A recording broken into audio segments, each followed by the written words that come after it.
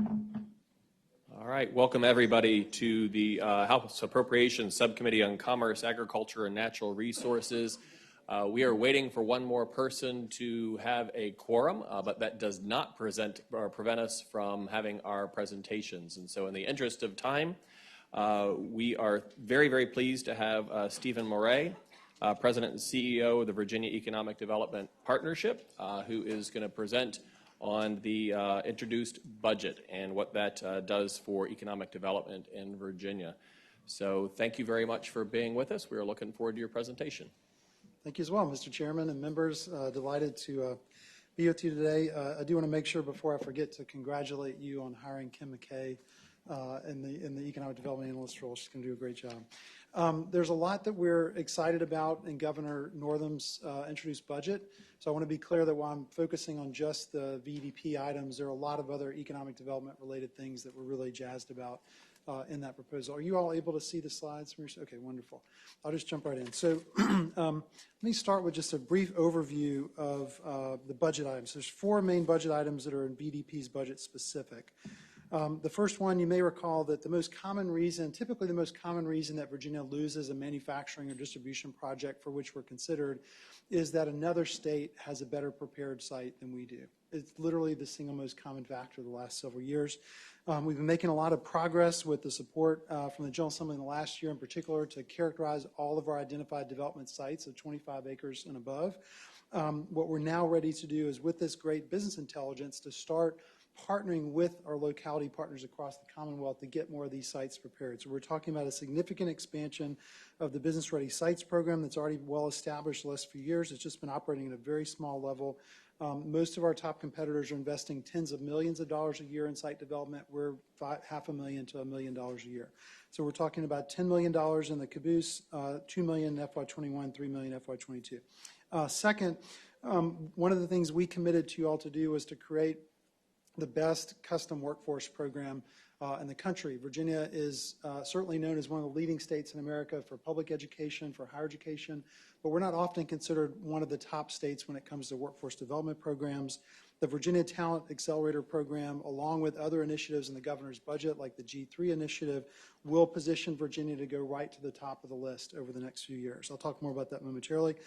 Third, there's funding for restoration, partial restoration of the Virginia Jobs Investment Program incentive. And then finally, beginning of implementation of the new international trade plan, really the first comprehensive international trade plan that Virginia has had, announced by the governor a few months ago.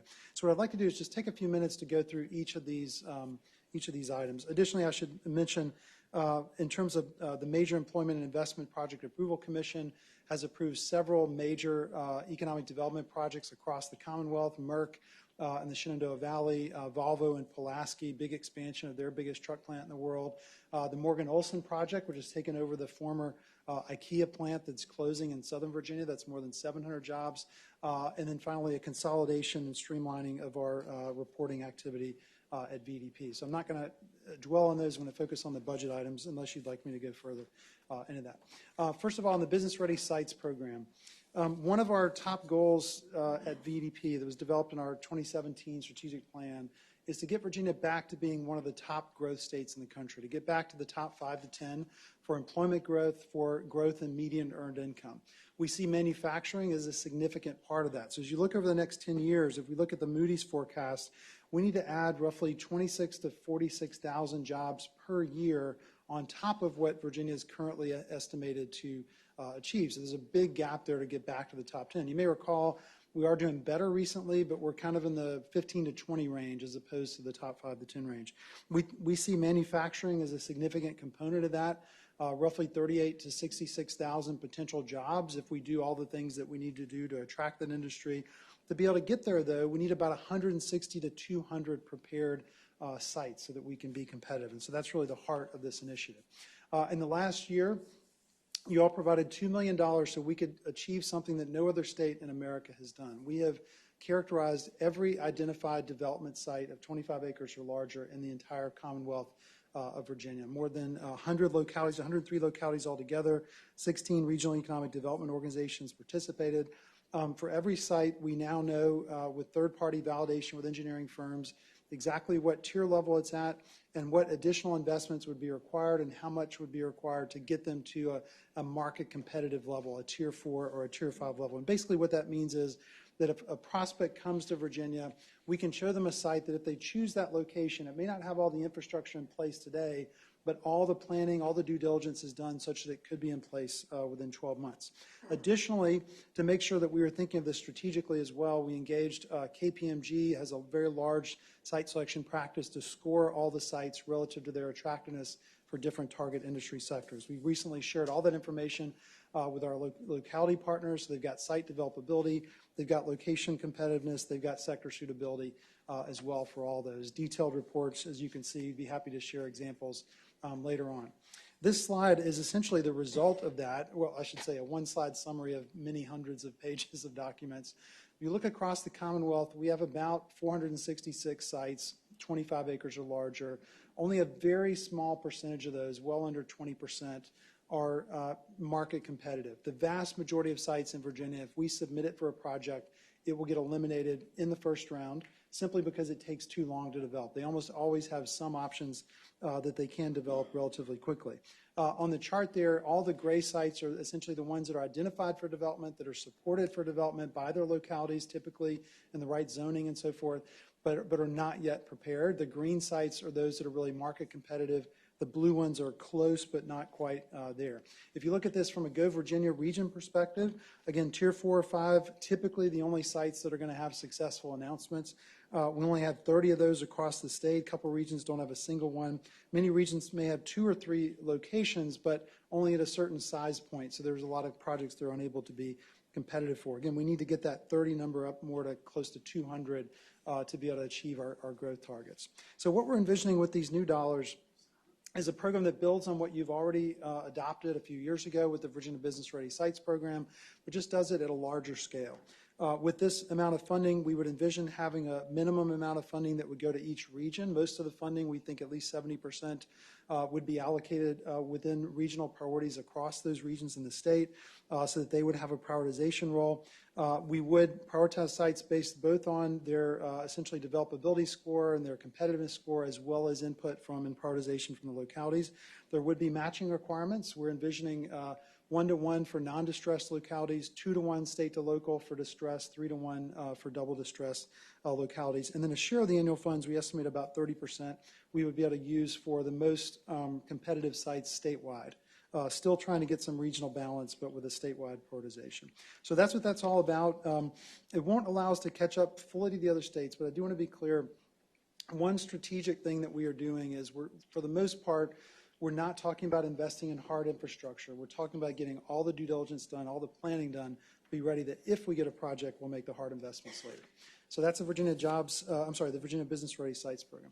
Shifting over to the VGIP program, many of you are familiar with this. We now have 2 major workforce development incentives at VDP. VGIP, which has existed for decades. It's the single most common incentive utilized in Virginia. And the Virginia Talent Accelerator Program, which is our new world-class custom workforce recruitment and training program. So I'm going to talk about each of these briefly. I'll start with VGIP. Again, one of the oldest and most frequently utilized programs. It's used all over the state. This is a simple grant program that's provided post-performance after jobs are created. This is for both expansions of existing companies and attracting new companies to the Commonwealth of Virginia. We've had project activity all over the Commonwealth, as you can see, over the last several years. These are just kind of the totals in each major region across Virginia. Many hundreds of projects, billions of dollars in capital investment, tens of thousands of jobs. So the funding that is in the budget, $2 million in each of the years of the biennium, will mostly restore this to get us back to the level of activity or close to the level of activity we had a couple years ago. Now, the Virginia Talent Accelerator Program, this is new in the last 12 to 18 months. This is one of the top priority economic development initiatives we have in the entire state. And what we are talking about doing is creating a program that will be viewed as one of the very best in the country. You can see here the latest top 5 rankings from site selection consultants. We're not in the top 5, like we're typically not in the top 10. What these states have in common is that each of them is offering a comprehensive turnkey solution. So this is development and delivery of recruitment services, and screening services for prospective employees, development of customized training down to the position level, and delivery of that training all at no cost to participating companies. My commitment to you with the funding that's in place here is that we will rank in the top 3 to 5 states within 3 years, with a good shot at number 1 within 4 to 5 years. I think I hit on the major points there. I should say this is certainly going to be particularly, it'll be useful statewide, but it'll be particularly relevant to the smaller metros and rural regions where workforce concerns are the most acute. We expect most of the participants will be companies, existing companies that are expanding in Virginia, and then a minority, roughly 35 to 40% new companies coming in to the Commonwealth. And this is an initiative that we are implementing in collaboration with the Virginia Community College System. Every project will involve a detailed needs analysis, development of the scope of work, and then ultimately collaborative design, development, and delivery of a fully customized program. It's a great model. The leading programs in the country are in Georgia and Louisiana. I personally launched the Louisiana program when I was the Secretary of Economic Development there. The difference in Virginia is this is going to be like the cherry on top. We've already got an incredible public education system, incredible higher ed institutions. This is the last piece to give us one of the most compelling programs in the country. Lastly, I just wanted to mention we've been building really an amazing team. Hiring, the leader of the program, Mike Grumman, we hired out of Georgia, 20-year veteran of the Georgia Quick Start program, long-standing, considered best in the country. He has helped build out a team of all the experts in training technologies, recruitment services, and so forth. These are some examples of some of the companies that Mike and his team have served in previous jobs for major expansions and startup operations. So that's the Virginia Talent Accelerator Program. Finally, the International Trade Plan. Virginia is a leader when it comes to the trade development services that we offer at VDP, at VDAX. Of course, Tourism Corporation also contributing a lot to trade in Virginia. But when you look at our overall performance in exports, we actually underperform. If you look at exports per capita, we're roughly 40th in the country. So we trail the vast majority of other states, vast majority of southern states. 2 big reasons for that. One is our over-reliance on the federal government, not an exported sector. And secondly, under-reliance in the manufacturing space. We have a really well-diversified manufacturing sector, but it's a little small compared to other southern states. Those 2 things together kind of conspire to keep us lower. What we are envisioning in this plan, and this was a plan developed with strong engagement with the leadership of Secretary Ball and Secretary Ring, with engagement of the Advisory Committee on International Trade, with many of our private sector leaders, with the Virginia Maritime Association, the Port of Virginia, VDAX, and others, a consensus plan that would take us from roughly 40th to 20th in the country. Ultimately, we want to get higher than that, but we do want to recognize it'll take some time. To get there on per capita basis requires to roughly increase by about 50% our total exports. Right now, we're running around $35 billion or so a year. We're talking about going to more than $50 billion a year. Some of that would be through expansion of trade development services, helping companies get into trade that are not currently trading, helping those that are in trade to get into more markets or to expand their trade activity, and attracting trade-intensive business development projects like large export-oriented manufacturers. The plan, which we don't have time to go into great detail on today, but I'm happy to follow up with any of you if you'd like to, includes about 26 distinct initiatives. They range across export building activities, capabilities building, connections making, and so forth. Supply chain is an area of great interest that we've included there as well. There's a number of enablers, and then also business development activities to cultivate those opportunities. So about 26 different initiatives, including not just BDP, but our partners as well, in particular VDAX. One of the outcomes of this, in addition to increasing exports, is we're going to be able to serve a lot more companies. Right now, we're serving about 5% of Virginia exporters, looking at the typically medium-sized businesses, if you will. We believe that we can get to roughly double that over several years with this expansion. And then finally, how do we get to that total goal of roughly $20 billion of additional exports? We think we can get about $3 billion of that over time from expanding our trade development services. And these are just an illustrative set of potential large projects that we could attract to the Commonwealth. Micron, for example, that current expansion alone is expected to add $1.4 to $1.8 billion of additional exports. There are some other examples here, automotive OEM projects, pharma, and so forth, that could generate significant additional export activity. Mr. Chairman, with that covers the major items. I can just briefly mention, I talked about the project announcements. We had, Merck in the Shenandoah Valley, $1 billion. 100 new jobs. Volvo, 400 million, 777 new jobs. Morgan Olson, 700 jobs, 60 million roughly CapEx. Happy to take any questions you all may have for me. And again, appreciate very much all that the General Assembly has done and the governor, two governors, I guess now, have done to support our efforts at VDP. Great. Thank you very much. Really good presentation. Do any members of the subcommittee have questions? Delegate Reed. Yes, thank you, Mr. Chairman. One of the things that I wanted to ask you, and thank you very much for doing this, is about the business-ready sites. Can you actually cite any specific examples where we have lost business opportunities and more specifically manufacturing opportunities to another state because we didn't have a business-ready site ready? Absolutely. I don't have them off the top of my head, but we actually do track. Every time we lose a project, we will ask the site consultant or the company involved what was the major factor or suite of factors that was impacted. I don't remember any of them off the top of my head other than, I guess, Toyota Mazda would probably be the biggest one that's recent. 4,000 jobs, I think $2 billion in capital investment. We just didn't have any of our identified automotive OEM assembly sites just weren't ready. But there are many, many, many more. I'd be happy to get you a list of a couple dozen if you like.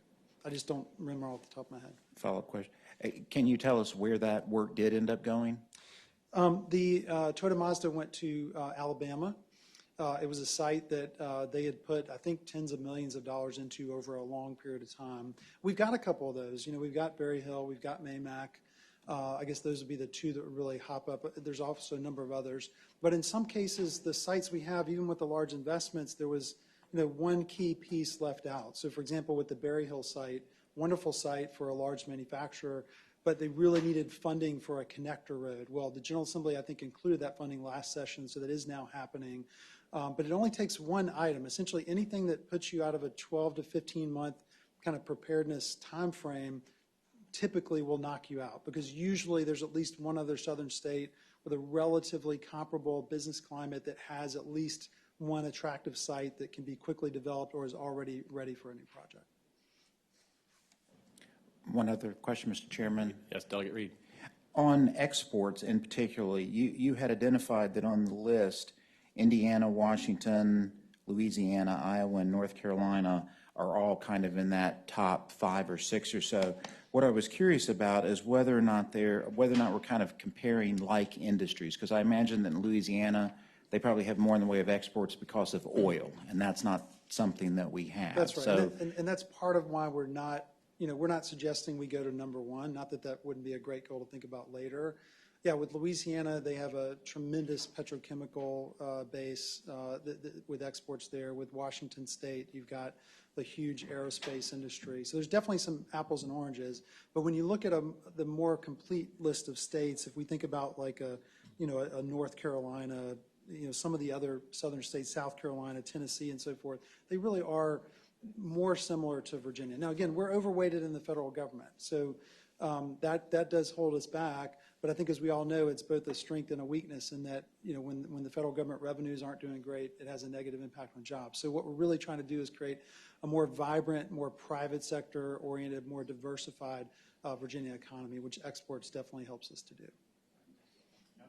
But you're absolutely right on your main point that, we're not suggesting that we overtake some of those states at the top, because that's a fundamentally different value proposition, but we think getting to 20th is a reasonable goal. So quick question, unless anybody else has questions. So that is an aggressive goal that you have in terms of increasing the amount of exports. Yes. I'm just curious, what sectors do you see have the most promise for achieving that?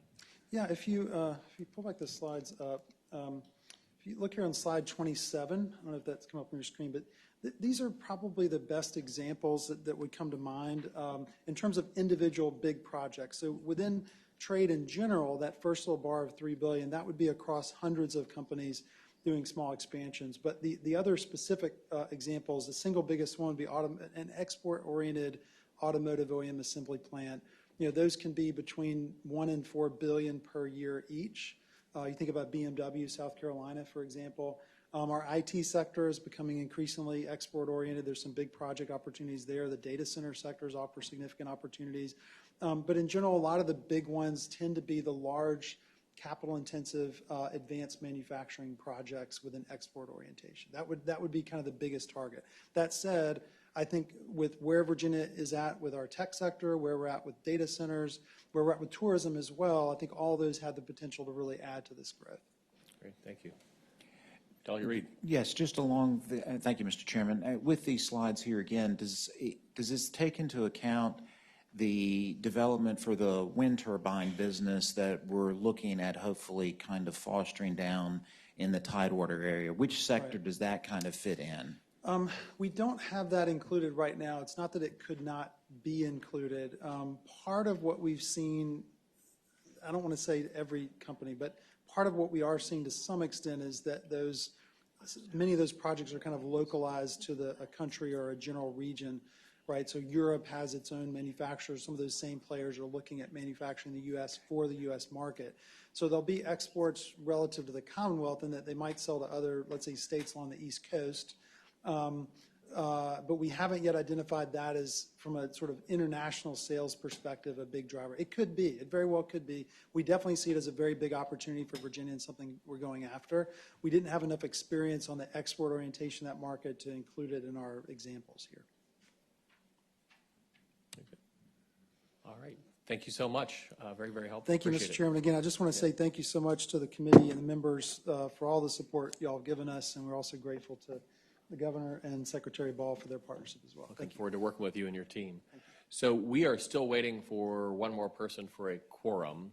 We are going to go at ease for a few moments while we try to rustle up one more person and also come up with a plan for if our plans to rustle up a person fail.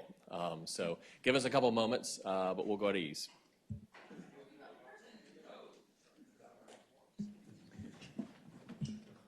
All right. A quorum is present, so we will officially call the subcommittee meeting to order. First on our agenda, we have Delegate Rush, House Bill 1361, and I believe there is a need for a technical amendment for your bill. Sure. Delegate Rush, or I guess maybe we can report the technical amendment.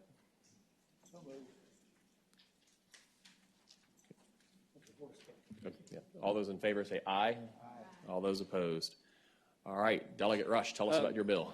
Yeah, thank you, Mr. Chairman, members of the subcommittee. House Bill 1361 is the accompanying legislation with a wonderful announcement we had in rural Virginia and Pulaski with the Volvo Group. Heavy truck manufacturer would invest nearly $400 million to expand their Volvo Trucks USA New River Valley plant and creating 777 jobs. In making this decision to expand to Pulaski County, Volvo USA considered sites in multiple states, Mr. Chairman, for this expansion project. The terms of the project and the proposed legislation in an MOU specifically say that the company has committed to creating 777 jobs and investing nearly $400 million in its expansion of its operation. I was at the plant with Governor Northam and some other dignitaries from the executive branch. And this is a major economic expansion. We think it's the largest economic expansion in rural Virginia history. It was vetted through the MEI Commission, which I serve on. If there's any further questions, I may be able to answer them, or the folks here with the Secretary's office. Okay. Do any members of the subcommittee have questions of the patron? All right. Are there any members of the audience who want to speak in favor of the measure?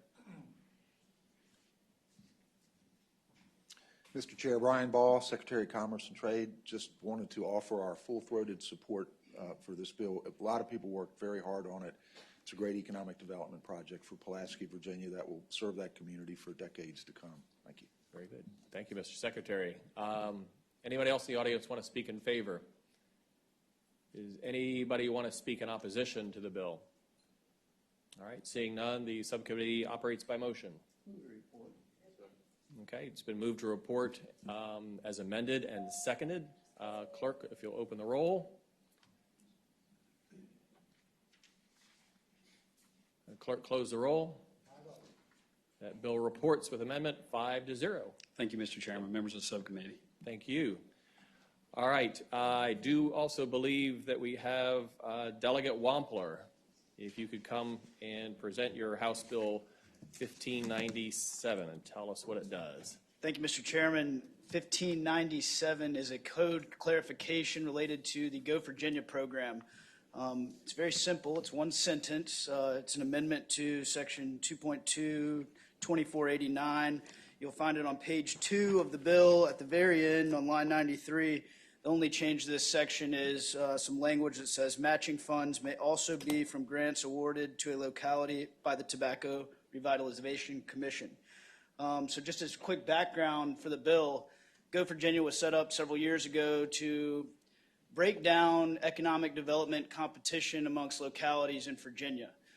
Traditionally, economic development efforts have been very siloed. This was an initiative set up to help break down some of those, encourage regional collaboration on economic development strategy and just relationships across the region, across the state, excuse me. Go Virginia separated the state into 9 different regions based off of their distinct economic differences, which allowed for stakeholders across local governments, private businesses, educators, community colleges to all come together for the purpose of developing an economic development strategy and ultimately awarding grants to help move projects forward to reach their goal of creating high-paying jobs. This amendment really gets at a clarification to allow for any grant awarded from the Tobacco Commission to a locality in the tobacco footprint to allow as match for Go Virginia. Currently, it wasn't allowed in the original legislation, and so this would amend the code to allow for that in the tobacco region. And I'd be happy to take any questions. Very good. Do any members of the subcommittee have questions of the patron? Yes, Delegate Plum. Mr. Chairman, I would ask the gentleman, he describes it as a clarification, but it isn't actually a change in policy to go from having a locality match a Go Virginia grant to having a grant outside of the locality to provide the match? Mr. Chairman, Delegate Plum, it's not a change in policy in this case. In the original bill, the grants from Go Virginia were required to be matched by non-state sources, and it was unclear to the participants in the tobacco region whether the Tobacco Commission's grants counted as non-state funding or not. So this bill would clarify that. That's why I pitched it as a clarification item, just to say that any award from the Tobacco Commission could be counted for Go Virginia's matching purposes and doesn't change any matching requirements from the locality or the one-to-one match required by the original Go Virginia legislation. Delegate Plum.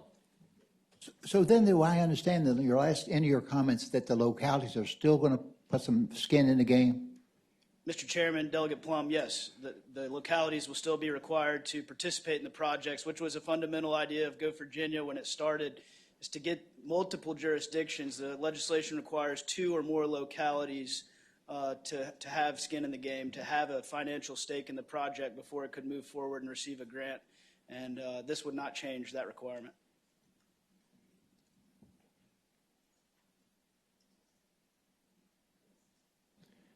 All right, so Delegate Wampler, I think we were just trying to confirm our understanding from what you just said that it can be used as part of the match. It can't be used as 100% of their match. Is that correct? Mr. Chairman, that's correct. In any given project, say it's a $1 million project, Go Virginia's grant, say it would be $500,000. You could match a tobacco grant of $500,000 to equal the one-to-one match. However, there would still have to be local buy-in and local government support on that project. I think the guidelines in Go Virginia currently require $50,000 or 20%. I can maybe get some clarification from representatives from Go Virginia who are here to speak in favor of the bill, I believe. Okay, well, we can take that at the proper time unless Yes, sir. any other members have.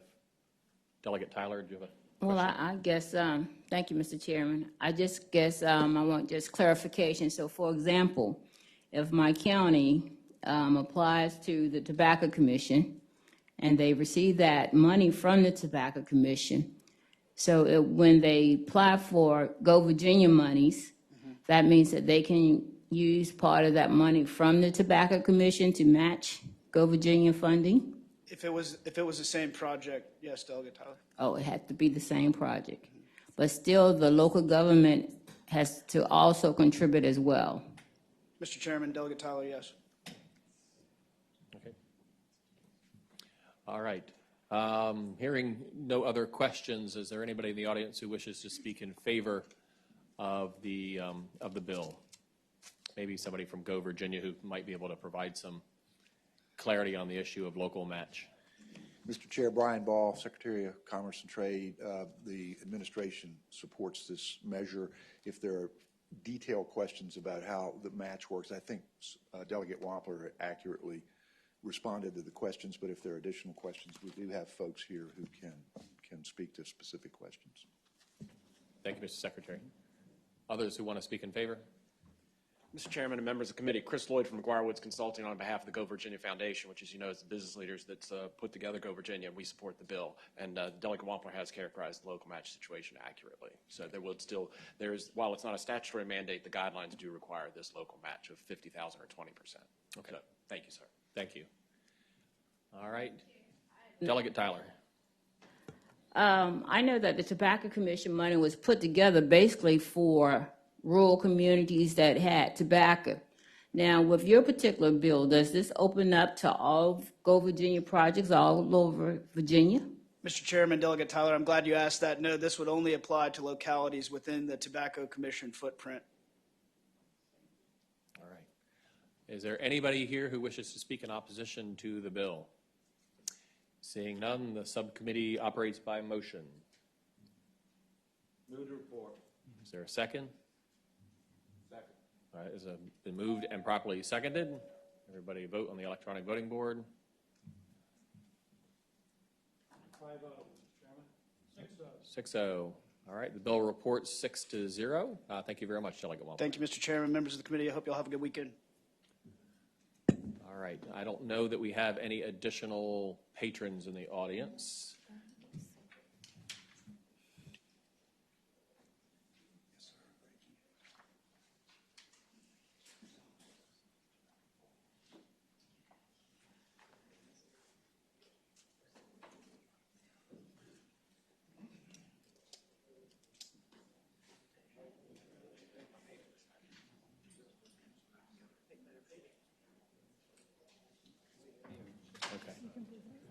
All right, so for folks in the audience, what we're going to do is we're going to have council talk about each of the additional bills that we have left.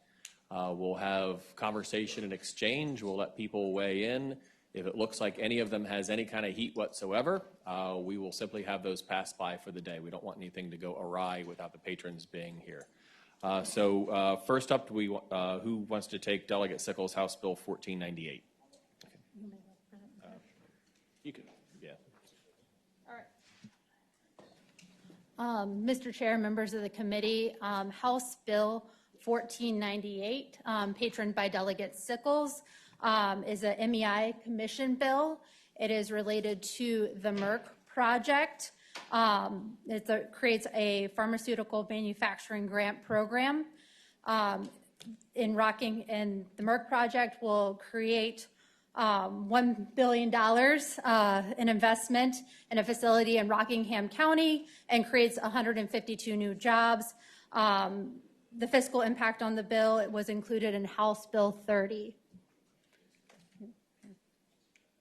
Thank you very much. Do any members of the subcommittee have questions of council? Yes, Delegate Reed. Yes, Mr. Chairman, I do have a question, and this is just really kind of a familiarization type of question. I know that when we did the Amazon deal, that it was based upon things that were going to be done, and then the payments would be done after the fact. Is that the way that all of these are done as well, that there actually has to be performance on these, and then they will get the grant after they've met specific goals? Mr. Chairman, that's my understanding. Individuals with VEDP and Secretary Ball are happy to elaborate on that question. Okay. Secretary Ball. Mr. Chair, Brian Ball, Secretary of Commerce and Trade. Yes, sir, if I may respond to Delegate Reed's question, this is a performance-based grant.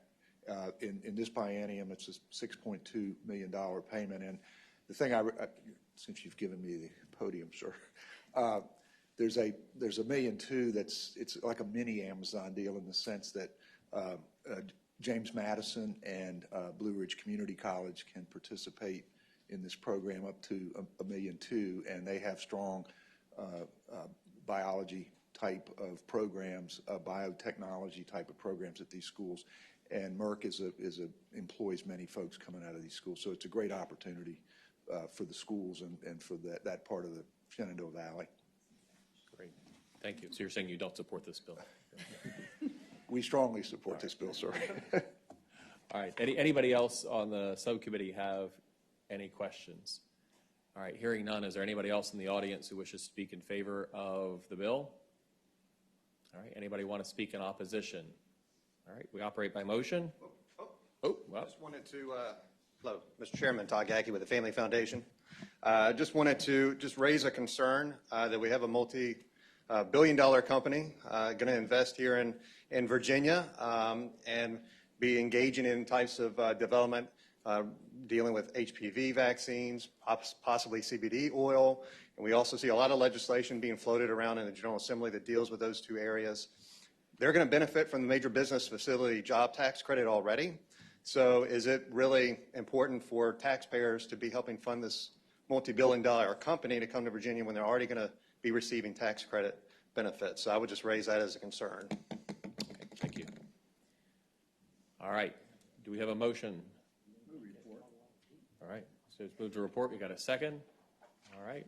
All those in favor, please vote on the electronic voting board.